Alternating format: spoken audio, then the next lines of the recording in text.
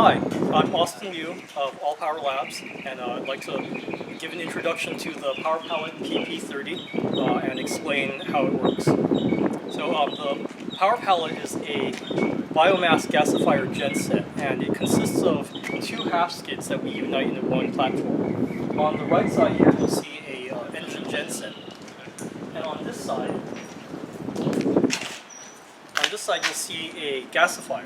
And so what this machine essentially is a refinery united with a generation system. And between the two of them, we do a lot of waste heat recovery. So that enables the system as a whole to attain pretty high efficiency. So let's walk through the pathway of the feedstock, starting from the hopper all the way to the engine.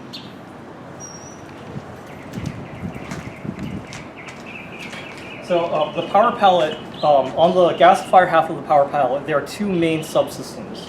On this side, you see the gasifier, and on this side here, this is the gas filtration system.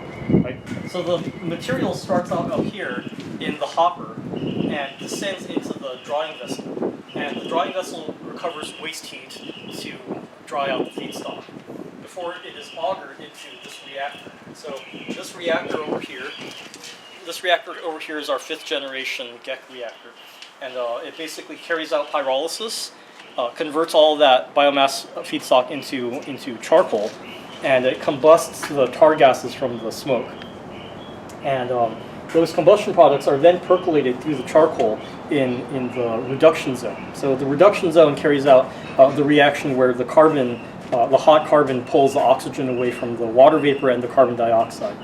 Because hot carbon has a very high oxygen affinity, it will actually reduce water vapor back to hydrogen and in the process produce carbon monoxide. And that's basically what the gas is that comes out of this gasifier.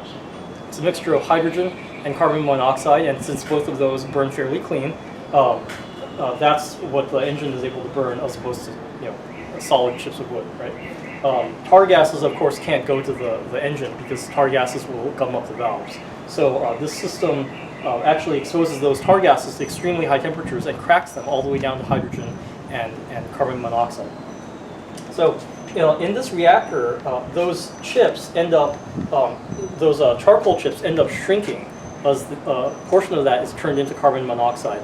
And they eventually get to the point where those chips are so small that they pack too densely to permit the rate of gas percolation needed to feed the engine. So the reactor will actually shake the grate basket and purge those little chips of charcoal, and that material then gets augured out into this vessel here. So this vessel is the char ash vessel. It holds about, I think, roughly 10 or so gallons, and that's the material that we end up using as biochar. Now, the gas then goes into the cyclone. In here, there's under this insulation, there's a cyclone, and that material spins out the fine particulates that remain entrained in the gas. And those dust particles end up in this cyclone can down here. And then the cleaned the gas then ascends this tube without all of the dust particles, and enters this heat exchanger. So this vessel over here is the first heat recovery stage on the power pallet. This vessel here cools the gas using the hot engine coolant. The reason we're doing that is that the hot engine coolant is hot enough to not condense out water, but it's still cooler than the gas coming out of the reactor. It comes out at roughly 500 degrees centigrade, and there's a lot of waste heat that's available in there. You can't mix gas that's that hot with air and feed into the engine. It'll just burst into flame immediately. So cooling the gas increases the density of the gas, and also cools out and condenses out a lot of the tar. And the tar at that temperature, when you condense it out without the water vapor condensing out, it condenses out in a sooty form. And this heat exchanger has these scrapers in there that scrape along the tube, and the flow of gas then purges those scrapings into the basin at the bottom here.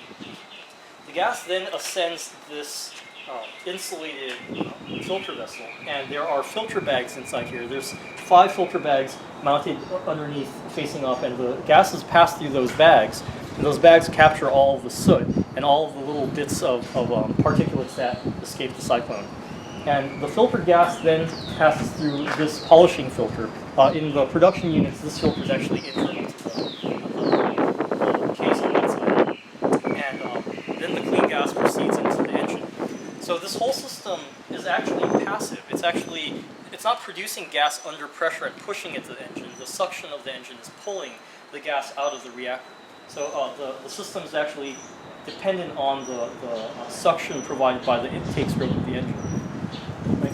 So let's take a look at the engine side real quick. So we've removed the side panel so you can actually see what's inside this this engine compartment. The enclosure is new for this particular generation of the power pallet. But in this new generation of power pallet, we're using the Ashok-Leyland engine. It's a high compression spark-fired engine. The gas from a gas fire can't be used inside a diesel engine because it resists ignition compression, or compression ignition, I should rather say. So it still has to be spark-fired, but it still benefits from high compression because, again, because the gas resists ignition by compression, you can compress it a great deal before igniting it, and you can actually obtain a higher efficiency that way. So in this particular chamber, one of the things I'd like to point out here is that we have additional heat exchangers.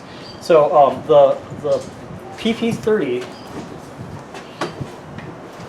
the PP30 has multiple heat exchangers. The first one we looked at on that side cools the hot gas. The second one here actually obtains heat from the exhaust. We route the exhaust to the reactor to use the heat from the exhaust to initiate pyrolysis and to maintain pyrolysis. That way we'll get a much more complete pyrolysis without cannibalizing heat from the combustion zone.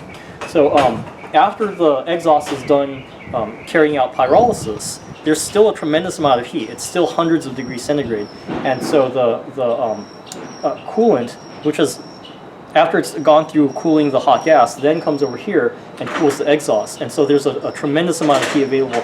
And that then passes down. There's another vessel down here that's a little bit harder to see. It's tucked down here. And that is the heat exchanger for heating the external water circuit for the CHP function. So by that means the power pallet is able to provide 2 kilowatts thermal in the form of hot water for every 1 kilowatt of electrical load. Now the thermal output is tied to the electrical load because it's based on waste heat. You can't just produce hot water independently of the electrical load, but as long as you're generating electricity, there's sufficient heat to power the CHP system. Now in the power pallet 30, the fans are decoupled from the engine. And they're actually electrically run, and they're much more quiet because they're shrouded with little fan tip rings, right? And the enclosure and the electric shrouded fans significantly cut down on the noise emitted by the machine. So I want to point out some of the features of the power pallet here. In the PP30, we have the grid tie controller as a standard feature.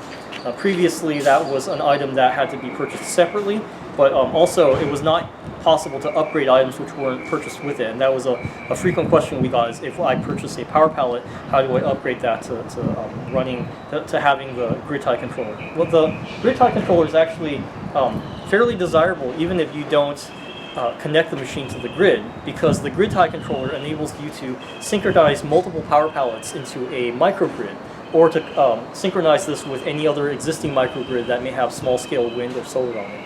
Right.